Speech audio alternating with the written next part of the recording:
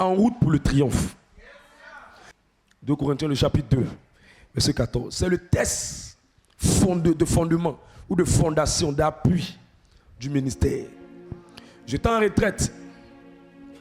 7 ans en arrière, on va dire 8 ans même en arrière. J'étais en retraite et le Saint-Esprit m'a donné ce test. Je lui ai dit, qu'est-ce que ça signifie? Il m'a dit, le ministère que tu vas conduire, que je te confie en tant que gérant intendant, voilà la base sur laquelle ce ministère doit être fondé. Voilà l'écriture qui sera l'appui, la fondation de ce ministère. Et c'est depuis ce moment-là qu'une vie de victoire est née. C'était à une retraite. Je partais prier pour moi-même mes propres affaires. Et c'est là qu'il m'a donné la révélation. J'étais précisément dans le centre des retraites des soeurs Clarisse. Et j'ai reçu, la lumière de Dieu est venue. Il m'a dit, voilà l'ordonnance. Va avec cette commission et partage ça au monde entier. Et c'est comme ça qu'on a commencé à faire. Il fallait que je cherche maintenant le nom. Quel est le nom? Il m'a dit, le nom est à l'intérieur. Regarde bien. Alors lis le texte pour que quelqu'un voie ça. Je proclame la parole du Seigneur. 2 Corinthiens chapitre 2, le verset 14.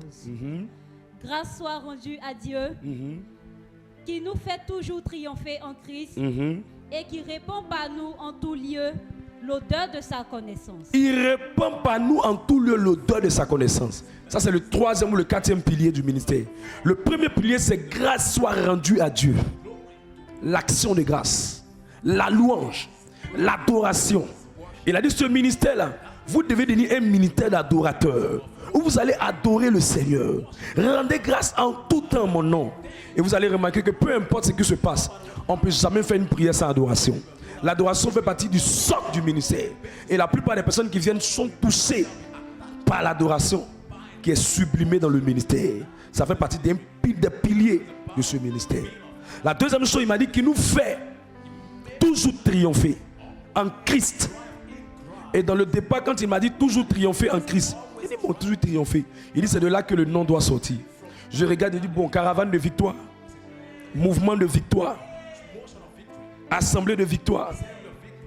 Je cherchais. Il dit cherche encore. Je prie. Je sors un peu, je tourne dans l'endroit. Autour du soir, autour de la nuit plutôt. Il me dit, comment tu vas faire pour que quelqu'un puisse avoir la victoire tous les jours? C'est là qu'est sortie une vie de victoire. Une vie de victoire. Une vie de victoire. C'est-à-dire faire en sorte que chaque personne, voilà pourquoi ce n'est pas la vie de victoire, mais c'est une vie. De sorte que chaque personne prie individuellement puisse vivre tous les jours dans la victoire. Voilà la marque du ministère. Voilà le deuxième pilier du ministère. Amener le peuple à être victorieux en tout temps, en tout lieu et en toutes circonstances. Quelqu'un comprend le deuxième? Troisième, il dit qu'il répand par nous en tout lieu l'odeur de sa connaissance. Par nous en tout lieu l'odeur de sa connaissance. Il a dit, amène le peuple de Dieu à devenir des missionnaires qui puissent répandre mon parfum par la connaissance. Qui puissent répandre mon parfum par la connaissance. Alors il m'a dit, fais un peuple, bâtis-moi un peuple de missionnaires. Voilà pourquoi le service est quelque chose de fondamental. Les gens veulent servir, les gens aiment servir. On encourage les gens à servir. Ça fait partie d'un pilier du ministère. Et il a dit, en tout lieu le don de sa connaissance. Comment ils pourront répandre la connaissance? Comment ils pourront répandre la connaissance si eux-mêmes, ils n'ont pas la connaissance? Alors il a dit, fais asseoir ce ministère sur l'enseignement. Sur l'enseignement. Enseigne bien. Travaille sur tes messages. Prépare bien tes messages. Aiguise bien tes messages. Et le dernier, il dit pour que le parfum, il dit, répand en tout lieu l'odeur. Une odeur ne dit pas qu'elle est mauvaise ou elle est bonne. Une odeur dans un endroit puis on sent. Donc fais en sorte que la vie des gens soit une vie pleine de témoignages. Et ils ne vont même pas dire aux gens qu'ils sont forts. Ils ne vont même pas dire aux gens qu'ils sont en Christ. Mais quand les gens vont les voir, ils vont sentir que Dieu est avec eux. Dieu est avec eux. Dieu est avec eux. Dieu est avec eux. Ils auront une particularité.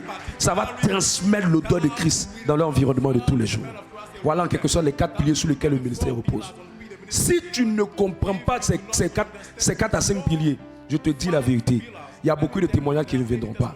Si tu n'es pas un adorateur, si tu ne cesses pas à marcher dans la victoire, si tu n'es pas missionnaire, si tu ne t'assois pas ta connaissance des Écritures, tu ne t'aiguises pas dans la parole de Dieu et que tu ne cesses pas à ce que Dieu te donne des témoignages en vue de répandre la bonne odeur. Mais tu sais des témoignages pour toi, pour ton égoïsme, pour ta personne, pour toi. Mais tu ne cesses pas des témoignages en vue de changer les vies des gens, de toucher les vies des gens, d'affecter les vies des gens, de bénir la vie des gens. C'est que tu n'as pas compris le pilier. Mais je vois Dieu te donner de vivre ce pilier dans le nom de Jésus-Christ. Et chaque année, on faisait des croisades. On faisait des croisades. Il cherchait un nom. Et quand il n'y avait pas de nom, il appelait ça simplement croisade d'évangélisation, croisade d'évangélisation, croisade d'évangélisation. Et une année est venue. Il m'a dit à partir de maintenant, donne le nom à partir de la vision. C'est de là qu'est sorti, il dit, qui fait toujours triompher. C'est de là qu'est sorti le triomphe. Le triomphe. Voilà pourquoi la croisade dans laquelle nous allons le 25, le 26 et le 27 est dénommée la campagne d'évangélisation, dénommée le triomphe. Ça fait partie de cette vision. Ce n'est pas une invention humaine, non. C'est une révélation qui est sortie du texte qu'il nous a donné, qui est la base sur laquelle on doit évoluer. Est-ce qu'on est ensemble? Deuxième texte que je veux que tu lis, 2 Corinthiens 6, verset 2. 2 Corinthiens chapitre 6, le verset 2. Car il dit, au temps favorable, je t'ai exaucé. Au temps favorable, je t'ai exaucé. Au jour du salut, je t'ai secouru. Au jour du salut, je t'ai secouru. Voici maintenant le temps Voici favorable. maintenant le temps favorable. Voici maintenant le jour du salut. Voici maintenant le jour du salut. Écoute, chaque fois que Dieu veut faire quelque chose, il travaille avec la saison.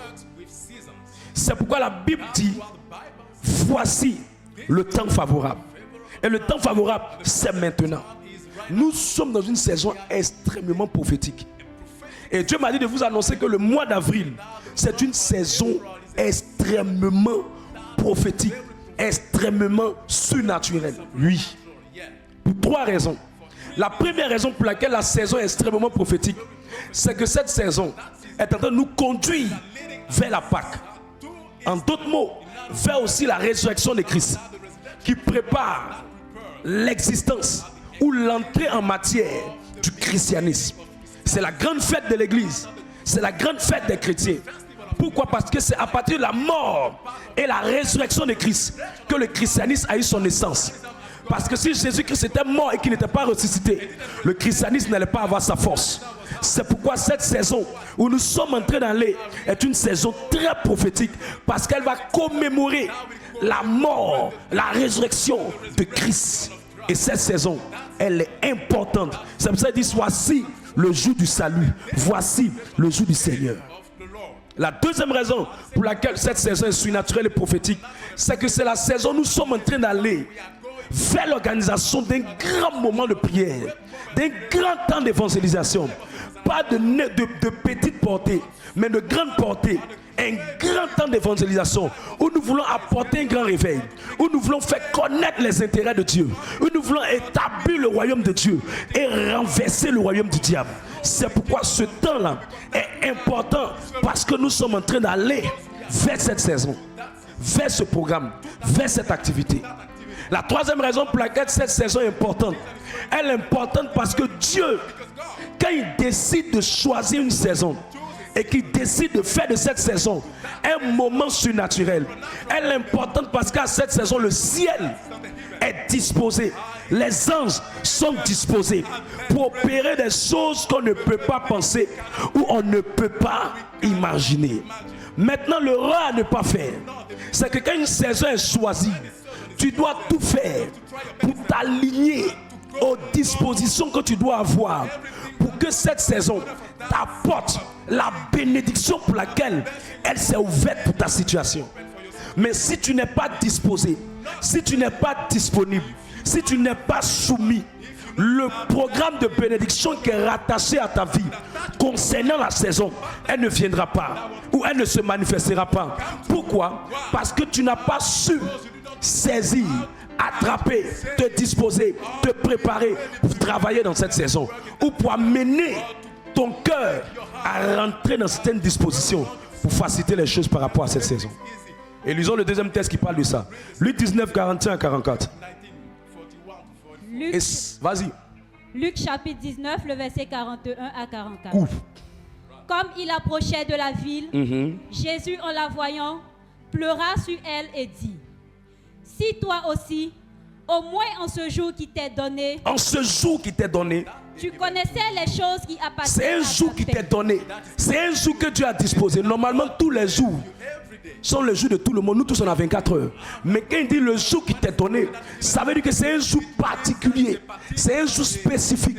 C'est une saison favorable. C'est une saison de visitation. C'est une saison de manifestation. Parce qu'elle t'a été donnée. Elle a été taillée. Elle a été adaptée dans le but d'accomplir ou d'apporter quelque chose à ta vie. Il dit, si toi au moins, tu avais pris ce jour-là au sérieux. Continue. Tu connaissais les choses qui appartiennent à ta paix. Ça veut dire que ça va t'apporter la paix. Ça va t'apporter le repos intérieur, la tranquillité, le shalom, la prospérité. Ça va t'apporter ça. C'est pourquoi c'est pas le mot, le jour qui t'est donné là. C'est pas simplement jour en tant que un jour, 2 jours, 3 jours. Non. Ça veut parler de saison. Ça veut parler de moments favorables. Mais maintenant, elles sont cachées à tes yeux. Maintenant, parce que tu n'as pas su voir le jour, tu n'as pas su saisir le jour. Maintenant, là, elles sont cachées à tes yeux. Tu ne la verras plus. Tu ne vas plus la saisir. Parce que tu n'as pas su la reconnaître. Est-ce que tu vas t'arriver, verset 43? Il viendra sur toi des jours où tes ennemis t'environneront. Des jours où tes ennemis t'environneront. De trancher. T'enfermeront et te serreront de toutes parts. Continue. Ils te détruiront, toi et tes enfants au milieu de toi, et ils ne laisseront pas en toi pied sur pied. Ça veut dire que tu vas vivre des malheurs, des frustrations, des pressions, des attaques, et tu auras l'impression que Dieu n'est pas là, Dieu ne te voit pas, Dieu ne sait pas, Dieu ne connaît pas, mais c'est parce que quelque chose s'est passé. Et vas-y, qu'est-ce qui s'est passé? Et puis ces problèmes arrivent à cette personne. Parce que tu n'as pas connu le temps où tu as été visité. Parce que tu n'as pas connu cette saison de visitation. Tu n'as pas connu cette saison de visitation. Alors regarde ton voisin. Il faut lui dire, ne rate pas cette saison, elle est trop prophétique. Beaucoup de chrétiens ont raté les saisons de visitation. Parce qu'ils ne comprennent pas le mystère des saisons. Ils ne savent pas. Ils ne savent pas que chaque saison que Dieu établit apporte quelque chose à votre vie. Il y a des femmes, il y a des saisons où on te draguait beaucoup. Mais depuis que tu as fait le malin, tu es resté célibataire. Aujourd'hui, pour trouver quelqu'un, c'est compliqué. Même Mauritanien ne te drague plus. Pourquoi? Parce que la saison là, tu faisais le malin. Tu te disais que tu étais trop taille fine. Tu te disais que tu étais trop à Oulaba. Tu te disais que tu avais des postérieurs. Tu te disais que tes cuisses étaient jolies. Tu te disais qu'ils vont venir, ils vont revenir. Ils vont venir, ils vont tourner au haut, ils vont revenir. Mais maintenant quand la saison s'est fermée, c'est devenu compliqué pour toi. C'est toi qui les cherches. Eux-mêmes là, ils n'ont plus le temps pour toi. Parce que tu n'as pas connu le temps où tu as été visité. Même les hommes d'affaires qui font des commerces, qui font des affaires, qui font des services, ils vont se rendre compte qu'il y a des saisons où les clients viennent beaucoup. Mais il y a des saisons où pour avoir clients c'est compliqué. Même ceux qui sont des entrepreneurs, ils vont se rendre compte qu'il y a des saisons où l'argent rentre beaucoup dans leur poche. J'ai causé avec un monsieur. Il dit il y a eu un temps de sa vie. Il attrapait 8 millions à 10 millions. André Joué. Il dit homme de Dieu, j'ai touché 10 millions. J'ai touché 8 millions. Mais si je te dis où c'est parti en ce moment, je ne sais pas. Je ne sais pas. Tout ce dans quoi j'ai essayé d'investir, je n'ai rien vu, ni la tête, ni la queue. Et c'était compliqué pour moi. Pourquoi? C'est parce qu'il ne sait pas que le temps, les saisons ne seront pas toujours les mêmes. C'est pourquoi Joseph, qui connaissait la sagesse des saisons, va dire à Pharaon, il aura 7 années de vaches grasses, 7 années de vaches maigres. Joseph nous enseigne par là quoi? Que toutes les centuries ne seront pas pareilles. Toutes les saisons ne seront pas pareilles. Que la vie est faite de saisons. La vie c'est un cycle de saisons. Quand les saisons étaient favorables, où il touchait les 8 à 10 millions, comme il n'a pas bien saisi cette période, il est rentré dans la frustration. Il est rentré dans l'humiliation. Parce que la saison s'est fermée. Alors dis à ton voisin, cette saison-là, tu n'as pas droit à l'erreur. Dieu m'a dit, votre manière de gérer une saison déterminera ce qui sera de votre vie. Votre manière de gérer une saison déterminera ce qui sera de votre vie. Votre manière de gérer une saison. Psaume 90, verset 12. Psaume 90, le verset 12. Enseigne-nous à bien compter nos jours. Enseigne-nous à prendre bien au sérieux les saisons. Afin que nous appliquions notre cœur à la sagesse. Afin que nous devenions conscients que plus Dieu nous donne des jours, plus nous devons bien gérer ces jours-là. La sagesse te permet de bien gérer les saisons. C'est pour ça que David a dit, enseigne-moi à bien compter mes jours. Enseigne-moi à bien tirer les leçons. Enseigne-moi à mieux comprendre les opportunités qui viennent vers moi. Enseigne-moi. Sinon, si je n'ai pas la sagesse, les jours là vont passer devant moi, passer devant moi, passer devant moi. Et au moment où j'ai bien voir, les opportunités ne viennent plus. Les mêmes relations ne viennent plus. Les mêmes aides ne viennent plus. L'ouverture du ciel ne vient plus. De toute façon, Dieu m'exauçait. Je n'arrive plus à voir les mêmes choses. C'est pourquoi plus vous faites attention à une saison, plus vous allez aborder les saisons avec sagesse et intelligence. Avec sagesse et quoi? Intelligence. Dis voisine, tu n'auras pas les opportunités que tu as là pour toujours. Il y avait un monsieur qui travaillait avec un boss.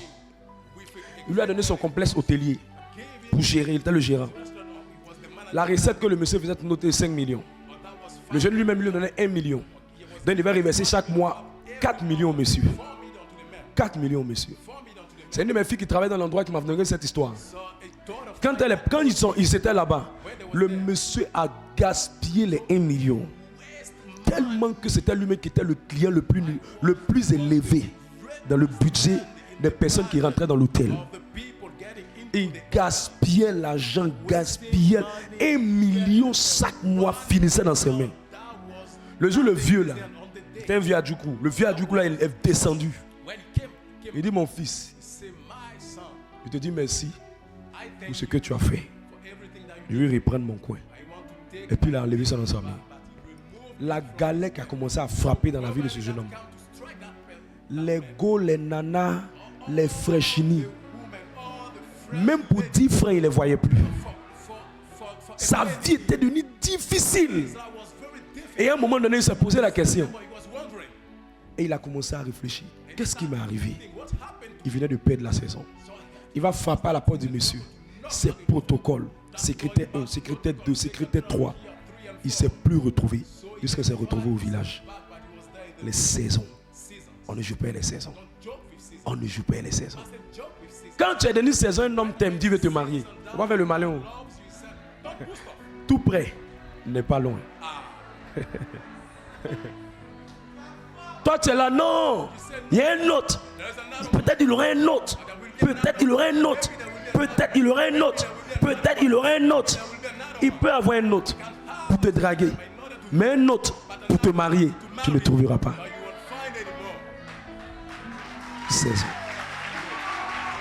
Les saisons sont tellement prophétiques, mes amis. Même quand je gère le ministère, je gère le ministère avec les bergers. Quand je gère le ministère des bergers, je prépare la venue du ministère. Je ne serai pas toujours fort, toujours en forme, toujours avoir la santé, toujours avoir l'énergie. Je suis appelé à vieillir.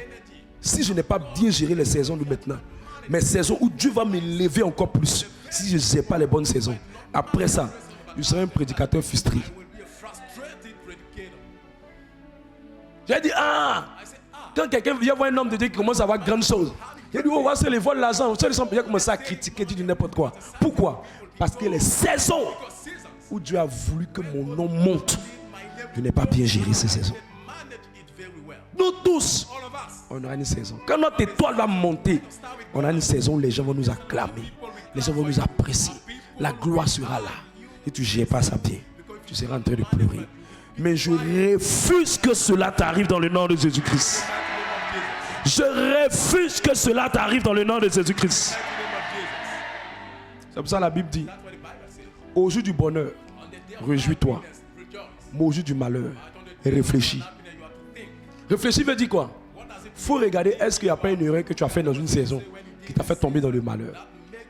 Apprenez à bien gérer les saisons. Apprenez à bien gérer les saisons. Ecclésiaste 9:11. Saint-Esprit aide quelqu'un. Même il y a des garçons, tu les vois actuellement, il y a des filles, tu les vois, tu les négliges. Mais il y a une saison là, elle sera très belle encore que ça. Moi, j'ai vu ça, on a vu ça à l'école. Mon ami de classe, aujourd'hui par la grâce du Seigneur, il est en Russie. Mais mon ami en question là, qui s'est retrouvé en Russie là, il y a une jeune soeur là, quand on était à l'école, elle nous suivait comme ça. Elle nous suivait comme ça, elle était derrière nous. Elle faisait pitié. Elle était fan de mon ami. De toute façon, il a maltraité. Il ne faut pas négliger quelqu'un. 10 ans après.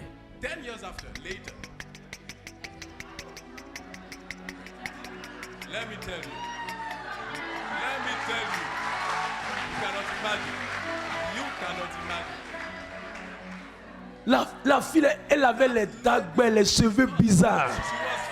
La fille est devenue jolie. Quand il a vu la fille, il dit, Joe, je suis en Russie là-bas, depuis ne trouve pas femme. Il ne trouve pas femme. Même message écrit à la fille dans son inbox, parce qu'il a vu sur les réseaux sociaux, dans son inbox. Elle fait 20 mois. Il a mal. Il dit maintenant, celle qui me poursuivait là, aujourd'hui, elle fait le malin sur moi. Les saisons. Dis à ton voisin, c'est pas ma saison, regarde mon teint. Tu vas voir ça bientôt.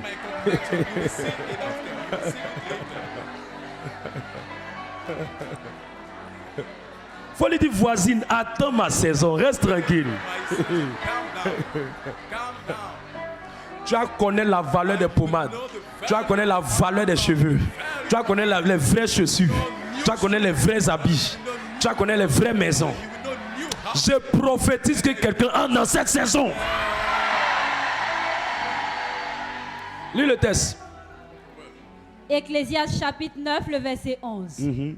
J'ai encore vu sous le soleil que la course n'est point aux agiles, ni la guerre aux vaillants, ni le pain aux sages, ni la richesse aux intelligents, ni la faveur aux savants. Voilà la partie qui m'intéresse. Point virgule. Pourquoi tout ça là? Car tout dépend pour eux du temps et des circonstances. Ça veut dire que c'est Dieu qui crée les saisons. C'est Dieu qui crée les saisons. Alors quand tu comprends que c'est Dieu qui crée les saisons, ça va te permettre de comprendre quoi ce que je veux dire. Ça te fait comprendre que quand Dieu dit qu'une saison est favorable, il faut respecter cette saison. Et généralement quand l'Esprit de Dieu descend sur un serviteur de Dieu et que Dieu lui dit cette saison-là, je vais la rendre favorable, à partir de sa bouche, Dieu rend la saison favorable. C'est ce qu'on appelle le manteau prophétique. Et Dieu m'a dit que cette saison dans laquelle on rentre là, c'est une saison qui est favorable pour toi. Laisse ton amen bouger le ciel.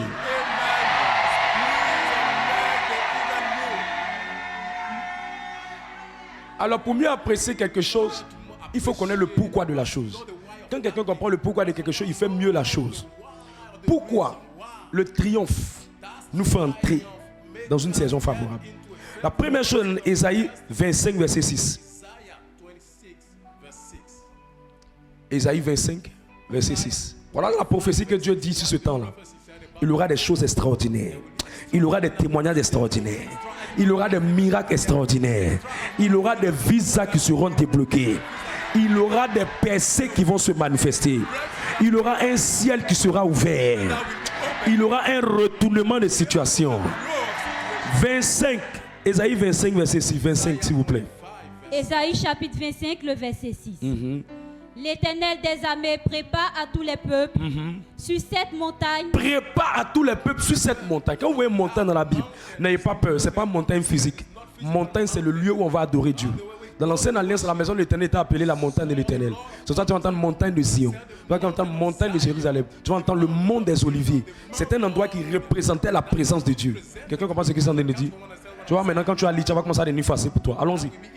Un festin de mets succulents. Succulent.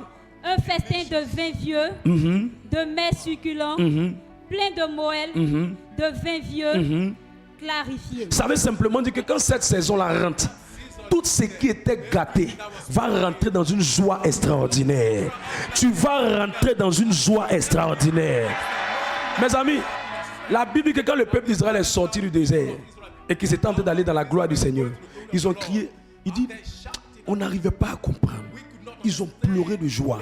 Il dit, nos yeux étaient dans l'allégresse. Nos bouches étaient dans l'étonnement. Parce qu'on n'arrive pas à croire en ce qu'on est en train de voir. Mes amis, quand Dieu dit veut changer l'histoire de quelqu'un, mes amis, Dieu n'est pas ami de quelqu'un. Il va te faire oublier 10 années. Il va te faire oublier 7 années. Il va te faire oublier 9 années. Il va te faire oublier 3 années. Écoute, tu n'es pas une erreur. Tu as fait des erreurs, mais tu n'es pas une erreur. Mais au travers de cette saison, je vois Dieu ouvrir une nouvelle fenêtre à ta destinée. Je vois Dieu ouvrir une nouvelle fenêtre à ta destinée. Au nom de... Verset suivant. Le verset 7. Et sur cette montagne, il anéantit le voile qui voile tous les peuples. Le voile qui voile tous les peuples. Vous savez, la plupart du temps, les gens ont des grandes étoiles. Mais le problème avec les étoiles, là je vais enseigner sur les étoiles. Le problème avec les étoiles dans la destinée des gens, c'est pas ton étoile qui te suit, mais c'est toi qui dois localiser la position de ton étoile.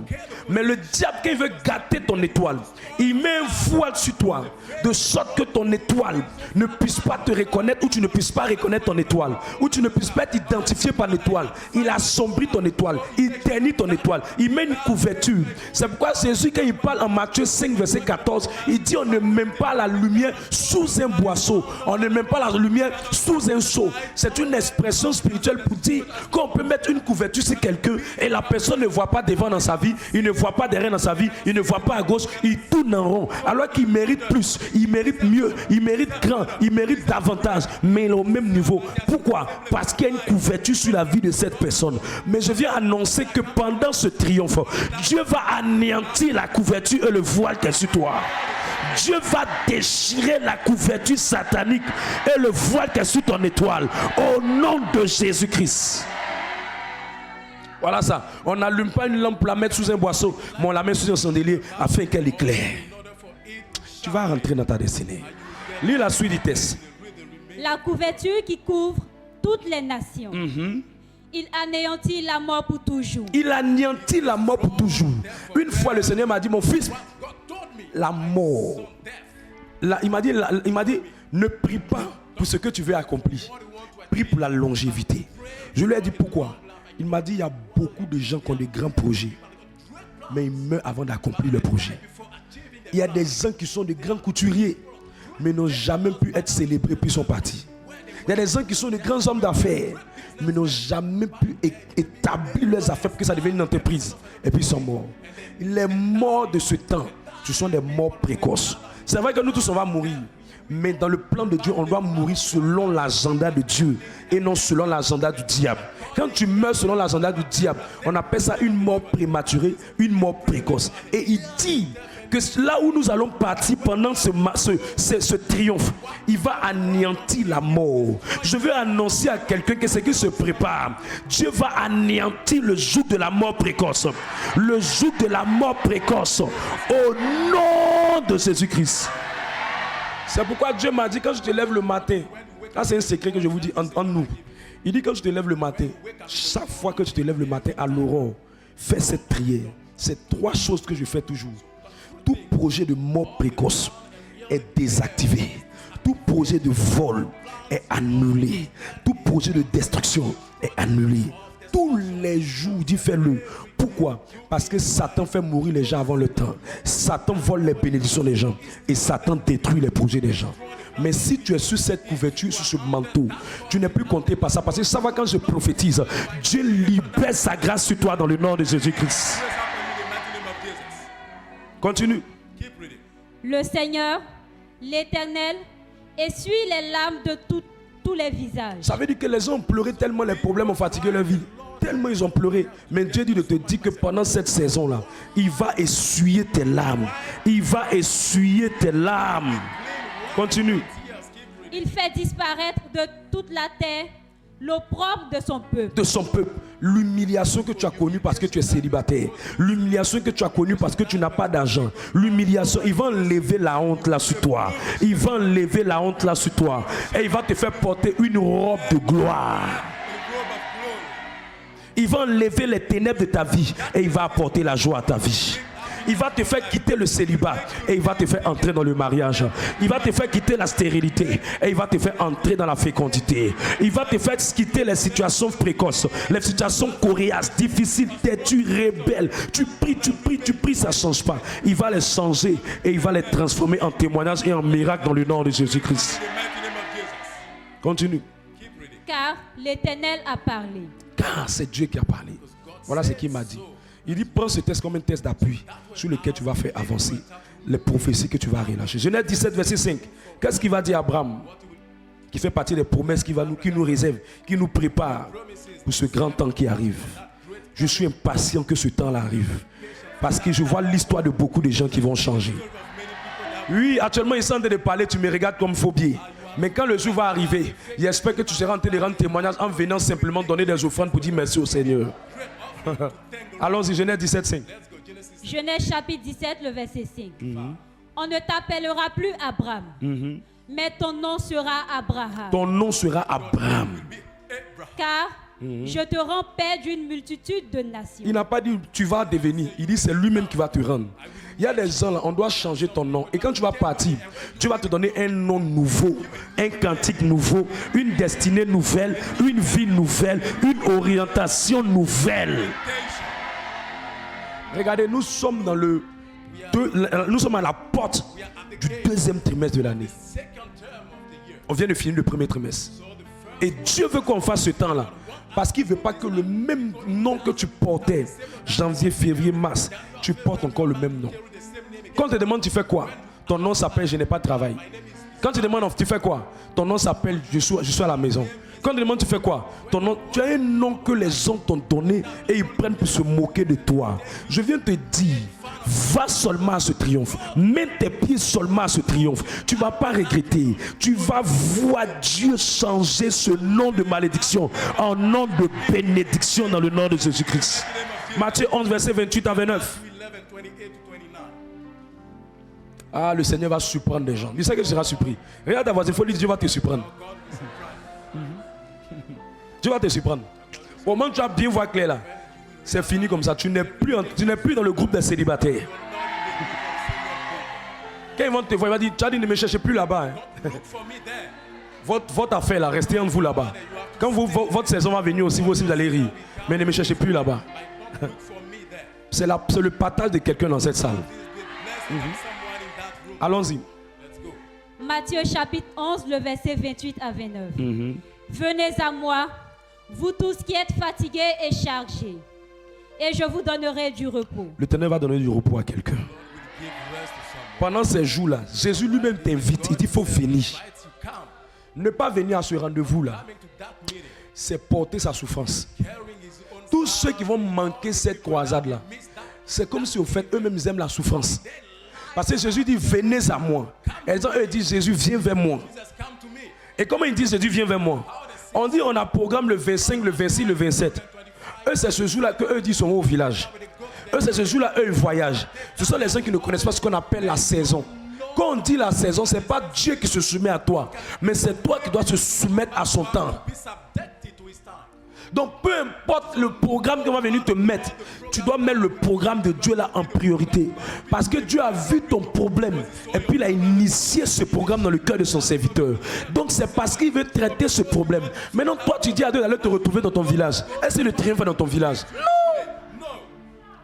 C'est pour ça qu'il dit, venez à moi, vous qui êtes fatigués. Tous ceux qui ne vont pas venir, ce sont ceux qui vont porter le joug de la souffrance. Il y a des gens qui ne veulent pas évoluer, il y a des gens qui ne veulent pas réussir.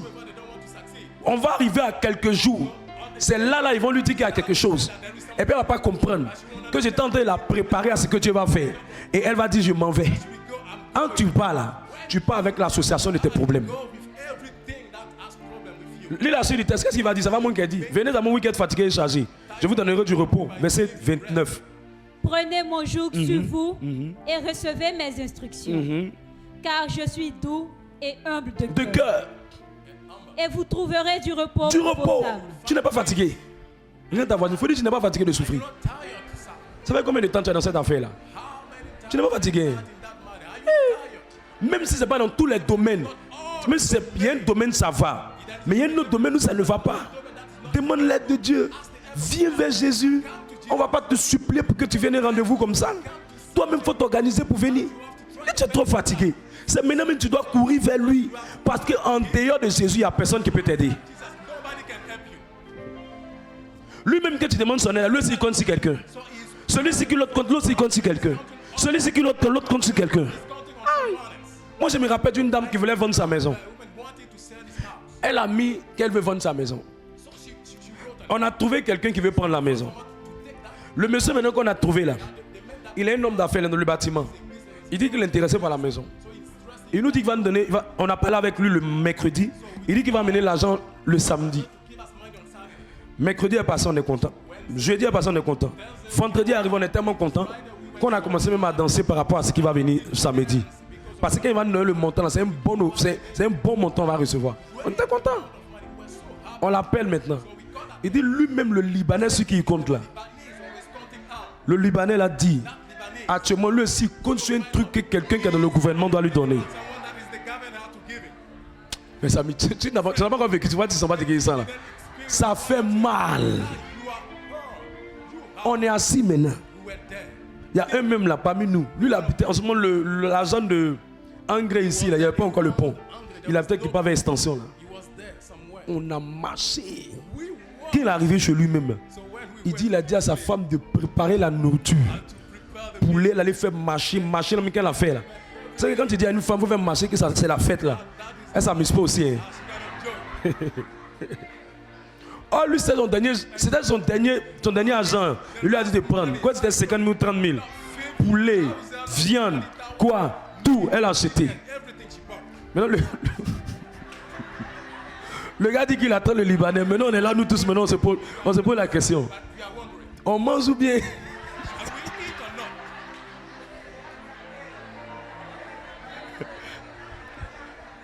Faut pas compter sur l'homme, mais il faut compter sur Dieu. Il faut compter sur Dieu. Ça m'a donné une leçon de la vie, il faut compter sur Dieu. Plus tard, par la grâce de Dieu, ça passé. Mais c'était 2 semaines après. 2 semaines après. Mes amis, la seule personne qui dit une parole et puis il respecte, c'est Jésus. La seule personne qui dit une parole et puis il respecte, c'est Jésus. C'est lui là qu'il faut suivre. C'est lui là qu'il faut suivre. S'il a besoin de toi, il faut être là. Alors je vais encourager quelqu'un à participer massivement à ce grand programme. Alors comment on va faire pour que ce programme soit une réussite? Il y a 2 choses que tu dois rechercher. Fais en sorte que le programme soit une réussite. Et puis comment ressortir de ce programme-là béni? Qui veut que je lui dise ça? Voilà. Comment faire pour que le programme soit une réussite? Et puis comment ressortir du programme avec la bénédiction? Voilà. La première chose que je te donne, c'est comment tu fais pour savoir qu'un programme, une croisade, une évangélisation est une réussite. Dans le plan de Dieu, la manière de Dieu de voir les choses est différente de notre manière de voir. Dans le plan de Dieu, Dieu dit en Ésaïe 55, verset 8. Ésaïe 55, verset 8, affiche-moi le texte. Ne lisez pas. Dieu dit que mes pensées sont au-delà de vos pensées. Mes voix sont au-delà de vos voix. La manière dont Dieu voit les choses, ce n'est pas de cette manière que nous voyons les choses. Donc il y a une manière de fonctionner avec Dieu. Et puis il y a une manière dont les hommes fonctionnent. Pour Dieu, quand un programme est réussi sur le plan spirituel, sur le plan physique, sur le plan humain, c'est lorsqu'il sent que l'organisation est excellente, lorsqu'il sent qu'un grand nombre de personnes se sont réunies. Un grand nombre de personnes se sont réunies. Pourquoi, homme de Dieu? Proverbe 14, verset 28. Dieu aime la foule. Hein? Dieu. Si tu n'as pas bien cherché Dieu, tu n'as pas savoir que Dieu aime la foule. Allons-y. Proverbe 14, 28. Proverbe 14, le verset 28. Quand le peuple est nombreux, c'est la gloire d'un roi. C'est la gloire d'un roi. Qui est le roi? Le roi, c'est le roi. Le roi, c'est Dieu. Pourquoi? Parce que la maison de Dieu est appelée le royaume de Dieu. Donc celui qui est le roi dans l'œuvre de Dieu, c'est Dieu. Donc quand il dit que le peuple est nombreux, c'est la gloire d'un roi. Il est en train de dire, quand le peuple est nombreux, Dieu voit que son royaume est grand. Dieu voit que son royaume est large. Alors il est glorifié. Parce que Dieu aime le nombre. Luc 14, verset 23. Deuxième texte, ça c'est l'Ancien Testament. On confirme avec le Nouveau Testament. Luc 14, 23. Luc 14, le verset 23. Et le maître dit au serviteur. Et le maître dit au serviteur. Va dans les champs. Va dans les champs. Et le long des haies. Et le long des haies. Et ce que tu trouveras. Ce que tu vas trouver. Contrains-les d'entrer. Regarde, à cause du fait que Dieu veut le monde là, Dieu dit qu'il faut les forcer. Or, nous, on dit quoi dans notre pensée? Affaire de Dieu, il ne faut pas forcer les gens, il faut les laisser prendre leur temps, il faut les laisser aller leur rythme. Mais si tu avais la mentalité de Jésus, tu vas te rendre compte que Jésus dit qu'il faut les forcer. Voilà pourquoi nous, les responsables de fraternité, appellent les gens. Ce n'est pas parce qu'ils sont mauvais, ou parce qu'ils veulent te mettre la pression. Parce qu'ils savent que tu es plus disposé aux choses charnelles qu'aux choses spirituelles. Exemple très simple. Tout homme sur cette terre-là est plus disposé à se lever pour manger que se lever pour prier. Qui celui qui dit la vérité, lève la main. Ce n'est pas le diable, ce n'est pas une histoire de gens, tu es possédé. Ça, là, c'est humain. Donc, il ne faut pas prendre ça comme disant, non, ça veut dire que je ne suis pas une bonne personne. Non, tu es humain. Et l'humain, là, aime les choses charnelles et moins les choses spirituelles. Quelqu'un comprend ce qu'il dit? Donc, il dit, contrains-les. Pourquoi il doit les contraindre? Afin que ma maison soit remplie. Afin que ma maison soit remplie. Dis à ton voisin, Dieu veut la foule. Matthieu 9, 36. Dieu aime la foule. Même toi-même, tu fais ton baptême. S'il n'y a pas beaucoup de personnes, tu seras triste, malgré qu'on a versé l'eau sur ta tête. Même toi-même, tu es là, tu fais ton mariage, tu vas à la mairie. On dit, aimez-vous? Non. Oui. On dit, vous allez acclamer la mariée. Tu te tournes, vont. Je te dis la vérité, tu seras frustré. Tu as dit, on va reporter le mariage. Parce que tout le monde aime que dans ce qu'il est en train de faire là, il y a des gens qui viennent le soutenir dedans. Qui est d'accord avec moi? Non, c'est pas Dieu qui n'a pas aimé ça. Non, pourquoi la foule? La foule, Dieu aime ça. Vas-y, Matthieu 9, 36. Matthieu 9, le verset 36. Voyons la foule. Voyons quoi? La foule. Voyons quelques personnes. Voyons 3 personnes. Voyons 2 personnes. Voyons 1 personne. C'est pourquoi pour ce programme-là, tu dois aller chercher ton village. On doit vider ton quartier. On doit vider le gabadrum. Il y a un frère qui m'a marqué en évangélisation. Il a vu un gars qui vend Popito. Il veut le gagner depuis il parle, le gars raisonne. Il dit je veux Popito 500. Il a pris Popito 500. Il dit mon frère, je vais me trouver à l'église, je vais prendre ta monnaie. Et puis il court, et puis il le regarde. Il dit je ne cours pas loin, viens. Le gars l'a suivi jusqu'à l'arrivée dans l'église. Il dit mon frère, voilà les 500 là. Et donne ça à mon responsable. Il faut t'asseoir, tu écoutes un peu, puis on te donne. Sinon on ne te donne pas. Nous tous ici là, c'est notre église. Le gars s'est assis. Le message est rentré. La grâce l'a touché. Il a quitté vendeur de Popito. Il est devenu directeur d'une banque. À cause de quoi? L'évangélisation. Histoire réelle. Pour te donner le nom même de l'église. Histoire réelle. Pourquoi? Parce que quelqu'un a compris que Dieu veut le monde. Dieu veut la foule. Et pourquoi Dieu veut la foule? Assieds-toi. Parce que quand Dieu voit la foule, il ne voit pas comme toi. Toi tu dis, non, ils sont beaucoup, mais est-ce qu'ils vont se convertir? Est-ce que c'est vrai? Est-ce qu'ils aiment le Seigneur? Maintenant, il t'explique. Lorsque Jésus voit la foule, ça veut simplement dire que les gens qui sont là, au moins ils ne sont pas allés adorer fétiche, mais sont venus vers lui. Voilà ce qu'ils voient. Qui est d'accord avec moi? Au moins ils ne sont pas allés adorer fétiche, mais sont venus vers lui. Donc quand Jésus voit la foule, il ne voit pas des hommes seulement, mais il voit des adorateurs de son nom. Même si au départ l'adoration ne sera pas sincère, mais l'appétit là, ça vient en mangeant. À force de venir, ils vont finir par aimer. Mais nous, quand nous on voit les hommes, on voit des gens, on voit des personnes. Dieu lui voit des cœurs d'adorateurs. Or, la Bible dit en Jean 4, verset 24 à 25, Dieu cherche des vrais adorateurs qui vont l'adorer en esprit et en vérité. S'il cherche ça, il ne va pas vouloir que ces 2 personnes qui l'adorent, il va vouloir qu'un grand nombre de personnes l'adorent. Deuxième raison pour laquelle quand Dieu voit la foule, qu'est-ce qu'il voit? Quand Dieu voit la foule, il se sent glorifié, honoré, exalté. Jean 15, verset 8. Et généralement, quand il se sent glorifié, exalté, il manifeste encore sa gloire. Jean 15, verset 8. Jean 15, le verset 8. Si vous portez beaucoup de fruits, Si vous portez beaucoup de fruits, c'est ainsi que mon Père sera glorifié. c'est ainsi que mon Père sera glorifié. Et que vous serez mes disciples. Et que vous serez quoi? Mes disciples. Donc quand Dieu voit la foule, il voit beaucoup de fruits, il voit la foule. Il est content, il dit il est glorifié. Et quand il est glorifié, la Bible dit en Jean 2, verset 11, aux noces de Canaan où il a fait son premier miracle, la Bible dit quand il a vu la foule, il manifesta sa gloire. C'est pour ça que l'onction là où il y a la foule n'est pas pareil. L'onction même aime la foule. C'est pour ça que les évangélistes, quand ils vont évangéliser à des grandes croisades, il y aura forcément des miracles. Pourquoi? Parce que Dieu veut toujours élever son nom. Qui comprend ce que je dis?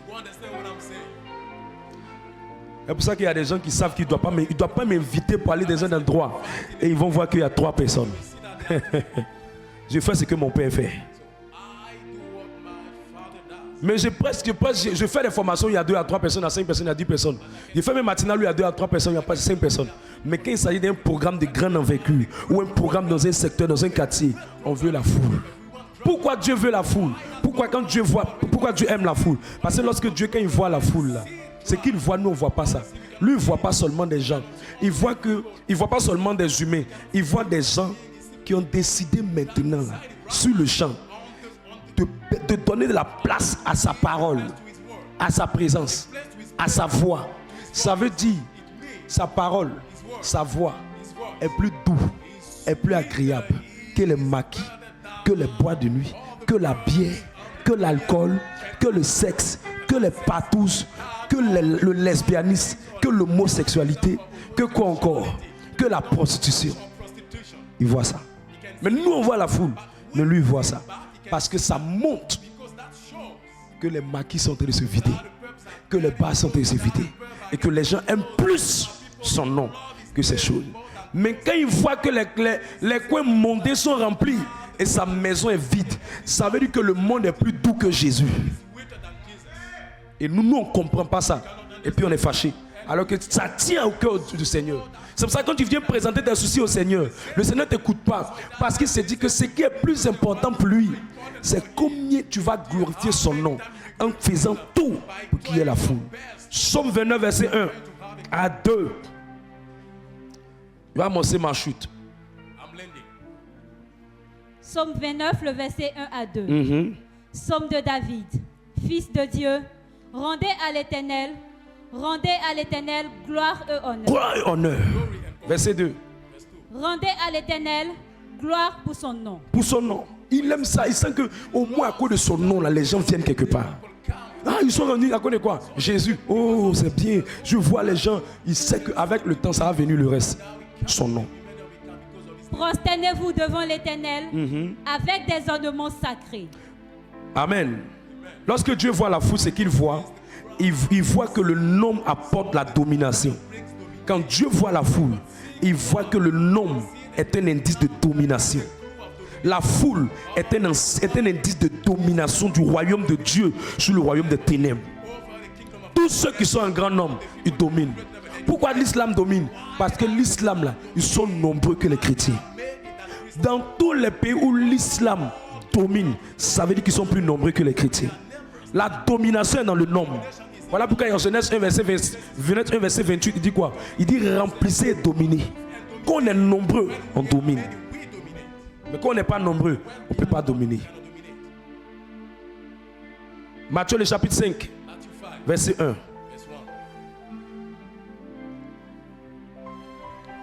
Matthieu 5, le verset 1. Voyant la foule, Jésus monta sur la montagne. Voyant la foule, il va aller maintenant les préparer dans la prière. Il aime la foule. On ne finira pas de t'expliquer ça. Alors comment je fais pour pouvoir contribuer à la réussite? Si nous reconnaissons que l'impact d'un programme est validé par la croissance, par le nombre, par la foule, par le grand nombre, par un peuple nombreux, comment nous-mêmes on peut être utile pour que ça puisse arriver? Dans tout système ou dans toute organisation, on ne donne pas de salaire à ceux qui sont des passants. on donne les salaires à ceux qui sont des acteurs. Même dans la coupe de football, quand des joueurs jouent, ceux à qui on donne le prix, c'est ceux-là qui sont des joueurs. Mais on ne donne pas ça aux spectateurs, on ne donne pas ça aux supporters, on donne ça aux acteurs. Dans la sorcellerie, partout tu vas voir un sorcier a mangé un membre de la famille. Tous ceux qui ont contribué à ce que le membre de la famille soit tué, et tous vont partager sa chair. Si c'est la cuisse qu'ils ont eu, lui-même qui était l'acteur qui a pris là, il va manger la plus grosse partie. Mais le reste là, ils vont manger la suite. Et chacun va prendre morceau par morceau. Mais notre royaume, qui est le plus grand des royaumes, les gens veulent recevoir, mais ils ne veulent pas être des participants. Les gens veulent ressortir avec une bénédiction, mais ils ne veulent pas être des acteurs. Ce qu'ils ne savent pas, c'est qu'ils ont un problème avec le fonctionnement du Seigneur. Et c'est le problème du fonctionnement du Seigneur là qui les bloque et qui les maintient au même niveau. Est-ce que je peux aider quelqu'un à ce niveau? Alors, homme de Dieu, comment je fais pour devenir un acteur puissant de ce grand moment fort? Dis-moi un amen, je vais parler. Regarde, pour devenir un acteur de ce grand moment puissant, le premier élément que tu dois manifester, qui est dans Luc 17, verset 5. Premier élément que tu dois manifester, qui est dans Luc 17, verset 5, c'est de demander à Dieu de travailler sur ta foi. Tu ne vas jamais rien recevoir sans la foi. Sans la foi. Sans la foi. Sans la foi. Je sens d'amorcer ma chute. Lis le texte. Luc 17, le verset 5. Les apôtres disent au Seigneur, augmente-nous la foi. Augmente-nous la foi. Augmente-nous la foi. Ce texte nous révèle trois vérités rattachées à la foi. La première vérité rattachée à la foi, c'est que la foi est dans le cœur de tout le monde. Tout le monde ici, là, on a la foi. La chaise sur laquelle tu es assis, tu n'as pas la foi, tu n'as pas t'asseoir. Mais sauf que tu as la chaise, tu as la foi en la chaise. Quand tu prends CAC 1000, tu bois. Et puis tu dis, oh, ça me soulage. Ce n'est pas le CAC 1000 qui fait la force. C'est la foi que tu as dans le CAC 1000 qui fait la force. Quand tu vas vers un médecin et puis tu dis, fais ça, fais ça, fais ça, fais ça. Ce n'est pas le médecin qui est fort. C'est la foi que tu as au médecin qui fait que ces prescriptions passent dans ta vie. Donc tout le monde a une foi. Mais le premier truc que je suis en train de te dire au travers de ce message, c'est que nous manifestons une mauvaise foi. C'est une foi mal orientée, c'est une foi mal placée, c'est une foi désorientée, c'est une foi mal formée. Donc elle est mal orientée. Le type de foi que Dieu veut que nous manifestons, le type de foi que Dieu attend de nous. Marc le chapitre 11, verset 22. Est-ce que je peux t'enseigner l'évangile vérité? L'évangile du surnaturel. Allons-y. Marc chapitre 11, le verset 22. Jésus prit la parole et leur dit. Ayez foi en Dieu. Ayez foi en Dieu. Il y a une version de la Bible même qui dit, la version Semeur qui dit, ayez la foi de Dieu. Donc la plupart des gens qui sont frustrés quand ils vont à des programmes, ils reçoivent sans bénédiction. C'est parce qu'ils manifestent une fausse foi. Ils ne manifestent pas la foi que Jésus a dit. Ils manifestent même la foi qui était enseignée par des prédicateurs qui eux-mêmes ne savent pas comment faire pour amener certaines manifestations. Ils ont été mal enseignés en termes de foi. Ils ont été mal bâtis dans leur foi. Ils ont été mal orientés dans leur foi. Et comme ils ont été mal orientés dans leur foi, ils ont des foi constipées, mélangées et confus. Or, la meilleure foi, c'est la foi de Dieu. Est-ce que je peux parler? Regardez, dans le cœur de chacun d'entre nous, il y a une certaine portion de foi. Mais la portion là, elle n'est pas quantité d'une personne à une autre. Même la foi de Dieu là, pour quelques personnes, il y a d'autres c'est petit, il y a d'autres c'est moyen, il y a d'autres c'est grand, il y a d'autres c'est plus grand. C'est pourquoi Romains 12, 3 dit, ayant départi à chacun une mesure de foi. Quand on dit une mesure, ça veut dire il n'a pas donné la même quantité à chacun. Il dit selon la mesure de foi que Dieu a départi en chacun. Quelqu'un commence à expliquer? C'est pour ça que la foi de ta voisine peut être plus grande que ta foi. Pourquoi? Parce que tu n'as pas reçu la même mesure. Donc quand on est en train d'aller vers un grand programme de ce genre, c'est de travailler à ta foi. C'est de travailler à ta foi. Maintenant voilà où beaucoup de chrétiens échouent. C'est que la plupart des gens ne savent pas que la foi, c'est le pont entre l'invisible et le visible. La plupart des gens ne savent pas que la foi, c'est voir l'invisible. Dans l'invisible, quelque chose qui n'existe pas dans le visible, mais de l'amener dans le visible. La foi, c'est le pont qui permet aux réalités divines de devenir des réalités terrestres. La foi, c'est le pont qui engendre les choses qui sont impossibles à se transformer en choses possibles. Ça c'est simple, mais c'est pas encore fini. Mais le problème de beaucoup de gens, c'est que dans le domaine de la foi, le message qu'on enseignait à beaucoup de chrétiens, ils ont développé la foi qu'on appelle la foi de Abraham, au lieu de développer la foi qu'on appelle la foi de Christ, qui est la foi de Dieu. Donc quand Jésus enseignait aux disciples, aux apôtres, il a enseigné la foi que lui manifestait. Mais nous, à cause de certains prédicateurs, de certains messages ou de certains messagers, on nous enseignait la foi qu'Abraham a développée. Maintenant regardons la foi d'Abraham. Romains 4 verset 18. Tu vas voir comment ta manière de voir va changer. Romains 4 18 jusqu'au verset 23 là-bas. Romains 4 le verset 18. Espérant contre toute espérance, il crut, en sorte qu'il devint père d'un grand nombre de nations, selon ce qui lui avait été dit. Telle sera ta postérité.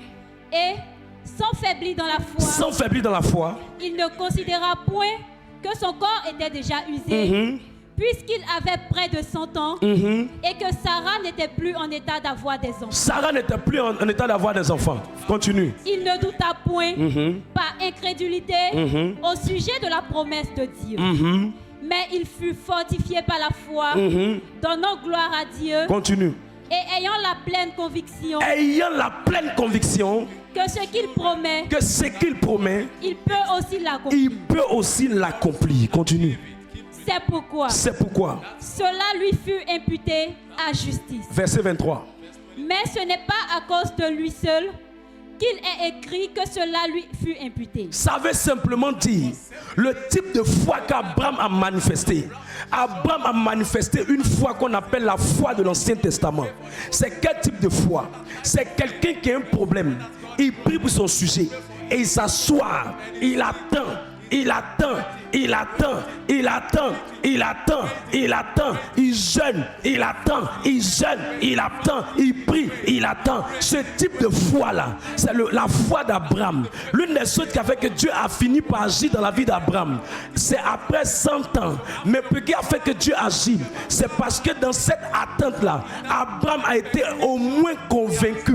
C'est la partie où il a été convaincu là, qui a amené Dieu à agir. Mais si vous développez le même type de foi que Abraham, des choses pour lesquelles vous allez prier aujourd'hui, vous allez attendre ça pendant 100 ans, pendant des années avant que ça s'accomplisse. Parce que ce type de foi là, c'est la foi de l'Ancien Testament.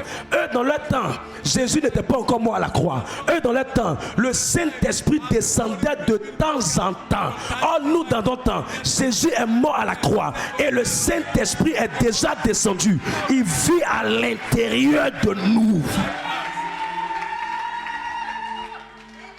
Donc quelqu'un prie et il dit j'attends. Homme de Dieu, attends. Homme de Dieu, je dis attends. Femme de Dieu, je dis attends. Oh frère, qu'est-ce qu'il n'a pas? J'attends le jour où Dieu veut. La foi de l'ancienne alliance, c'est prier et attendre que Dieu descende pour agir, attendre que Dieu descende pour opérer. Mais dans la foi que nous avons reçue de Christ, tel il est, tel nous sommes. L'esprit qui est en lui est déjà en nous. Ce qu'il porte, nous le portons.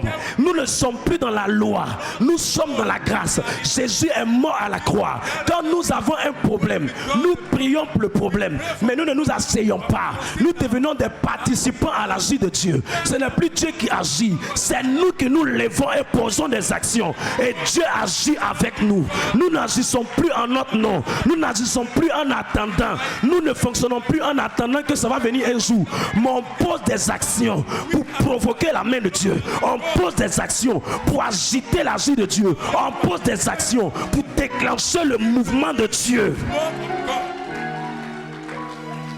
Alors de façon pratique, comment ça fonctionne? C'est simple. Tout ce qui est dans le spirituel influence les choses matérielles. Tout ce qui ne va pas dans le physique active ça dans le spirituel. Et ça va influencer le monde naturel. Donc dans le monde dans lequel on est, il dit en Marc 11, verset 23, allons-y. Vite. Marc 11, 23.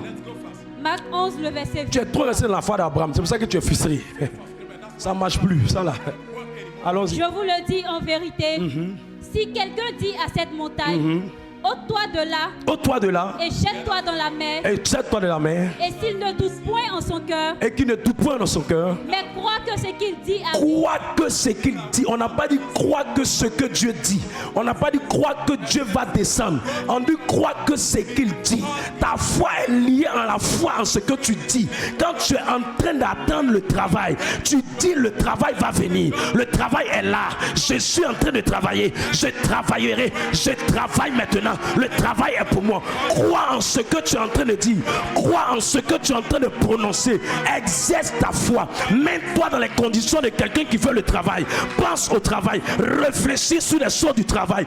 Exerce ta foi dans le domaine du travail. Habille-toi dans les vêtements de quelqu'un qui travaille. Comporte-toi comme quelqu'un qui travaille. Pendant que tu es en train de provoquer la main de Dieu, la foi là va être activée et la main de l'Éternel va se manifester. C'est pas j'attends.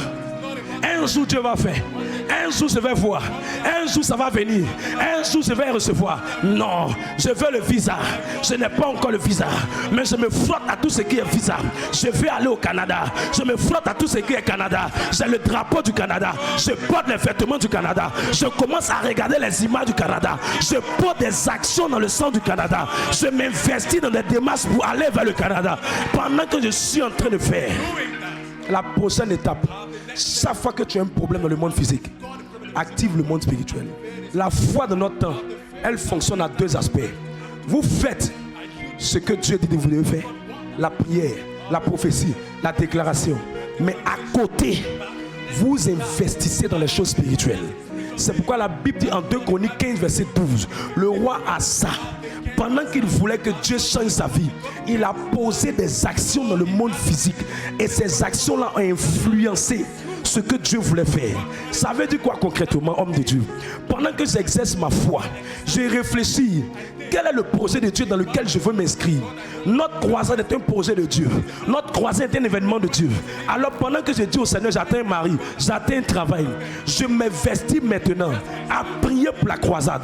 Je m'investis maintenant à penser à la croisade. Seigneur, voilà une croisade qui arrive. Moi, je veux travailler. Mais si je n'ai pas d'argent, je ne peux pas soutenir. Seigneur, qu'est-ce que je peux faire? Il va dire, pour le moment, tu n'as pas d'argent. Mais si tu peux attraper l'équipe d'intercession, intercède pour le moment. Prie pour la situation. Prie pour la chose. Tu es en train de faire ce qui est humainement possible et Dieu fera ce qui est impossible pour toi. Et tu poses des actions d'intercesseur. Tu soutiens l'organisation. Tu soutiens l'activité. Il dit donner à César ce qui est à César et à Dieu ce qui est à Dieu.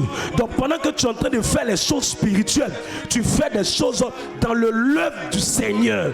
Notre foi est activée. Quand nous nous posons des actions dans l'œuvre du Seigneur, ça veut dire, au lieu de m'asseoir pour dire j'attends mon mari va venir, non, je commence à servir Dieu. Parce qu'un activateur de la foi est dans Matthieu 6,33. Il dit cherchez mon royaume et ma justice et tout le reste viendra. La foi d'Abraham, c'est prier et aller me coucher au sanctuaire. La foi de Dieu, c'est prier et maintenant dire dans l'œuvre de Dieu là, qu'est-ce que je peux faire qui va toucher le cœur de Dieu? Qu'est-ce que je peux faire qui va activer la main de Dieu? Parce que Dieu aime son œuvre que mes besoins. Dieu aime son œuvre que mes intérêts. Pendant que je suis en train d'attendre, je me mets dans l'œuvre de Dieu. Pendant que je suis en train d'attendre, je me mets dans l'œuvre de Dieu. Dieu dit qui me sert, qui est en train de prendre mon œuvre au sérieux. Ce que j'attends, ça va venir. On vous a menti. Assieds-toi. C'est 1900 belélé. Même moi-même, je suis prédicateur. Quand mes finances se serrent, je force le système. Allons évangéliser. J'ai moi-même mes programmes personnels d'évangélisation. Parce que je sais que le secret, c'est de demander à Dieu, mais de poser des actions dans l'œuvre de Dieu qui vont influencer les choses que tu attends que Dieu fasse. Parce que Dieu là, son cœur n'est pas pour ton problème. Dieu là, son cœur est pour son œuvre avant tes problèmes. Donc tous ceux qui sont concentrés, si je vais prier au sanctuaire, je vais me coucher, ils n'auront pas les miracles. Le secret du surnaturel de ma vie et du ministère, c'est que je vous amène à bouger pour l'œuvre de Dieu en oubliant vos problèmes. Pendant ce temps, votre foi s'exerce. Et je vous mène à la posture de Anne. Anne cherchait un enfant. Un moment, elle priait pour l'enfant, elle ne recevait pas. Elle est devenue croix, intercesseuse. Elle dit, je veux un enfant qui va te servir. Je veux un enfant qui va travailler pour ton œuvre. Pendant qu'elle poursuivait l'intercession, l'enfant est sorti. La grossesse est tombée. Elle est tombée enceinte. Voilà la vraie foi. Un jour, ça va venir. C'est 1900 belélé qui t'attend. Un jour, mon mari va venir. C'est 1970 qui t'attend. Tu seras frustré et amer. Tu vas dire, mais ça ne marche pas. Ça marche. Mais tu appliques la foi d'Abraham. La Bible dit, il attendait. Comment quelqu'un peut attendre un enfant pendant 100 ans? Comment quelqu'un peut attendre un enfant pendant 100 ans? Comment ça? Voilà un grand programme qui arrive. Tu ne peux pas rattacher ta foi à ça. Allez demander à Salomon. Salomon voulait monter à la royauté. Salomon a dit, Dieu, je te donne 1000 holocaustes pour construire ton temple. Dieu dit, attends, mon temple, ma maison, mon intérêt, mon œuvre, Salomon, tu as les foutaises. Je ne veux plus jamais te laisser pauvre. Je vais activer la prospérité. C'est pourquoi quand je dois aider quelqu'un à monter, je te dis, laisse tes problèmes. Pousse dans le royaume de Dieu. Pousse dans les choses du Seigneur. Pour qu'en poursuivant les intérêts de Dieu, tu actives la manifestation de Dieu. Dans notre temps, on n'attend pas que Dieu fasse. On provoque la main de Dieu. On n'attend pas que Dieu agisse. On provoque l'asile de Dieu. Parce que Dieu a déjà dit qu'il a déjà tout fait. Tout est déjà accompli. Le travail est accompli. Le mariage est accompli. Le fils est accompli. C'est toi qui n'as pas. Pourquoi? Parce que tu ne sais pas activer sa main. Et les deux secrets que tu dois appliquer aujourd'hui, pendant que tu attends le travail que tu as demandé à Dieu, pendant que tu attends le mariage que tu as demandé à Dieu, pendant que tu veux que Dieu règle ton problème, la manière de faire grandir ta foi, c'est de t'engager dans les choses du royaume de Dieu. Il dit donner à Dieu ce qui est à Dieu et à César ce qui est à César. Tu sais pourquoi tu postules, on ne t'appelle pas? C'est parce que tu es encore concentré sur ton problème. Tu n'es pas concentré sur l'intérêt de Dieu. Et les deux activateurs de la main de Dieu, c'est l'intercession en vue de la croisade. Cette saison-là, prie que cette croisade réussisse, que les gens soient convertis, que les vies soient changées, qu'un grand peuple vienne, que plusieurs destinées soient sauvées, que plusieurs vies soient restaurées. Seigneur, utilise les prédicateurs. Seigneur, étends l'œuvre. Seigneur, manifeste ta grâce. Pendant que tu es en train de le faire, ça va activer quelque chose que tu as demandé au Seigneur.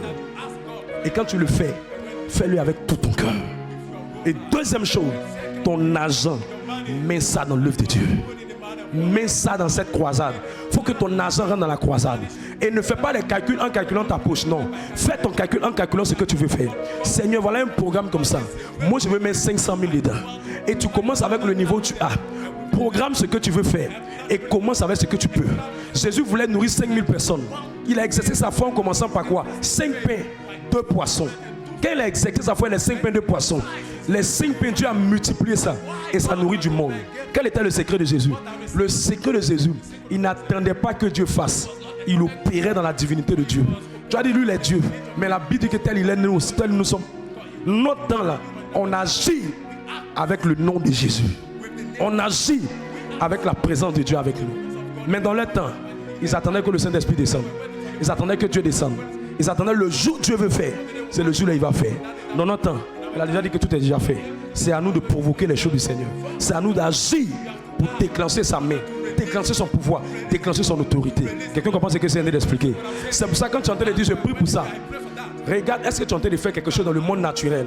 Parce que tu ne fais pas quelque chose dans le monde naturel. Tu ne fais pas quelque chose dans l'œuvre du Seigneur. Tu ne poses pas des actions concrètes dans l'œuvre du Seigneur et que tu es assis comme ça. Tu dis tu attends. On appelle ça une foi d'Abraham. C'est une foi passive. Elle là, la limite pour que Dieu t'exauce, il va attendre 100 ans. Maintenant tu as quel âge en ce moment? Il faut mettre 100 ans dessus. Tu as vieilli à cause d'un travail où on te paye 250 000. À cause d'un travail où on te paye 250 000. C'est la comédie. Maintenant, je porte Dieu tel il est, tel je suis. Ce qu'il peut faire, je fais. Là, il peut agir, j'agis. Ce n'est plus moi qui fais, c'est Dieu qui fait au travers de moi. Je ne vais pas échouer, je vais réussir. Ce ministère ne tombera pas, je vais prospérer. Je transporte la vie de Dieu en moi. Je prie pour quelqu'un, il guérit. Je prie pour quelqu'un, il avance. La main de l'Éternel est sur moi.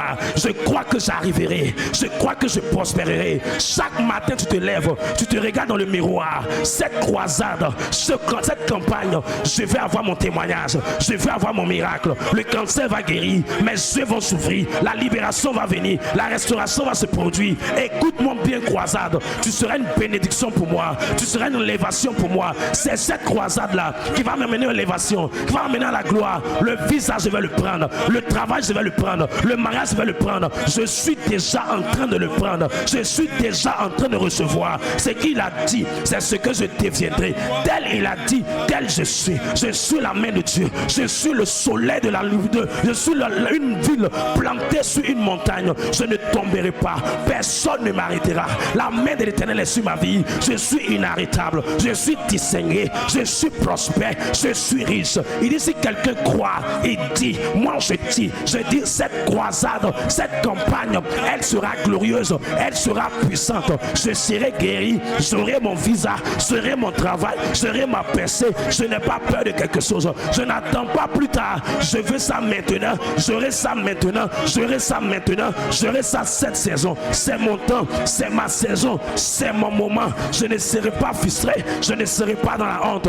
Tu vas voir mon salaire. Regarde-moi. Tu m'as vu. J'ai commencé avec 150 000. Mais écoute mon salaire. Je deviendrai 250 000. Je deviendrai 350 000. Je deviendrai 500 000. Je deviendrai 600 000. Je te le dis. Mon salaire va augmenter. Voilà la foi.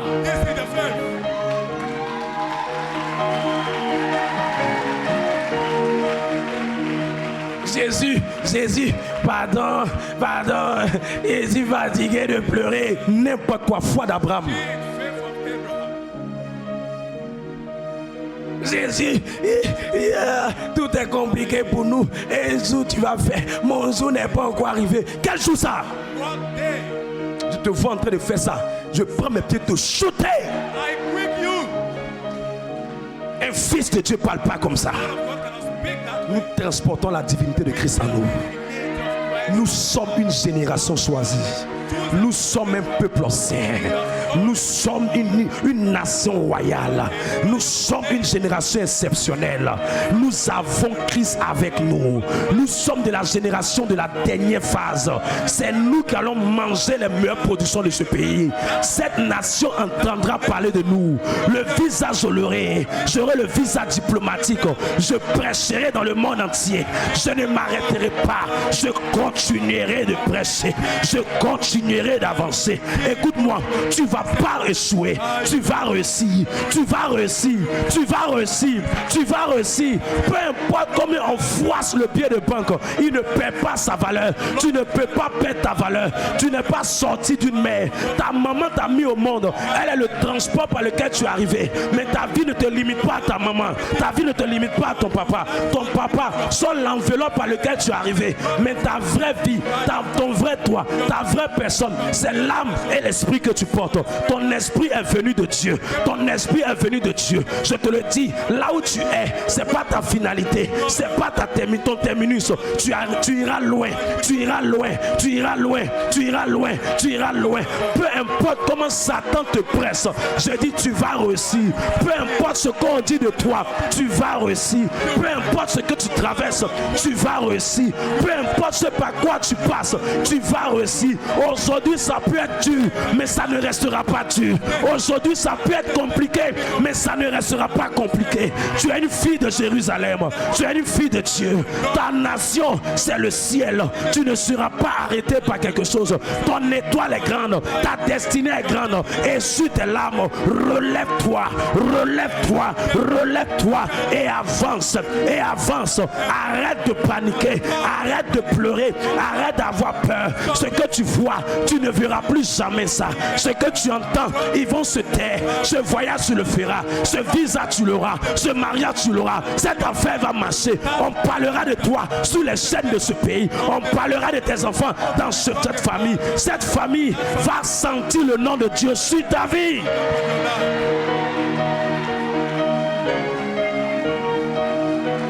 Oh yes! Oh yes!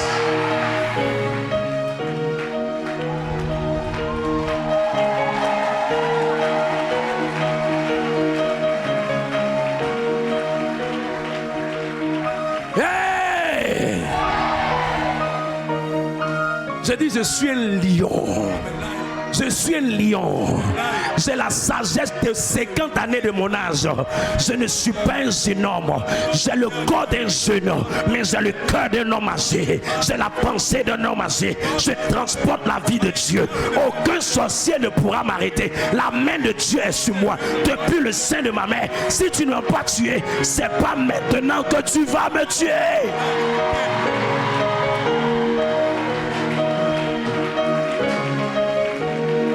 Lève-toi et ne panique plus. Dis voisine, ce que tu attends va arriver. Mais fais agir ta foi. Dis à voisine, cette croisade va te bénir. Aujourd'hui, c'est toi qui portes des habits déchirés. Demain, c'est toi qui prêteras des habits aux gens. Demain, c'est toi qui prêteras des vêtements aux gens. Demain, c'est toi qui aideras les gens autour de toi. Ils ont dit que tu es orpheline. Je te dis, tu es orpheline parce que simplement Dieu a voulu ne pas te donner seulement un papa. Dieu a voulu être lui-même le seul père de ta vie. Tu n'es pas orphelin parce que tes parents t'ont quitté. Tu es orphelin parce que Dieu voulait avoir la paternité totale pour être ton père pour toujours. Parce qu'il ne veut pas que tu comptes sur un papa. Il ne veut pas que tu comptes sur une maman. C'est pourquoi il a fait que tes parents te quittent. Compte sur Dieu. Regarde à Dieu. Quand on a le regard sur lui, notre visage ne se couvre pas de honte. Quand on a le regard sur lui, notre visage ne se couvre pas de honte. Aujourd'hui, tu es un homme d'affaires de quartier, mais demain, tu seras un homme d'affaires international. Aujourd'hui, tu es quelqu'un qu'on méprise, mais demain, tu seras quelqu'un que les gens appelleront grand. Aujourd'hui, les hommes te rejettent, les hommes te méprisent, mais je te dis, le foyer qui se prépare pour toi est plus grand que ce que tu attends de Dieu. Est plus grand que ce que tu attends de Dieu. La foi de quelqu'un est activée.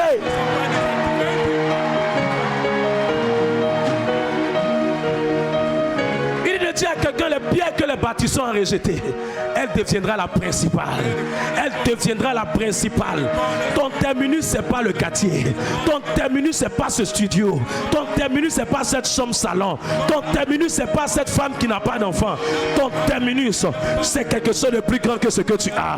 Dieu dit que tu es une étoile. Dieu dit que tu es une étoile. Dieu dit que tu es une étoile. Dieu dit que tu es une étoile.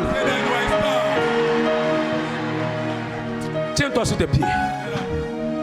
Shalalalo shabradiadada. Kemalou Shabradiadado.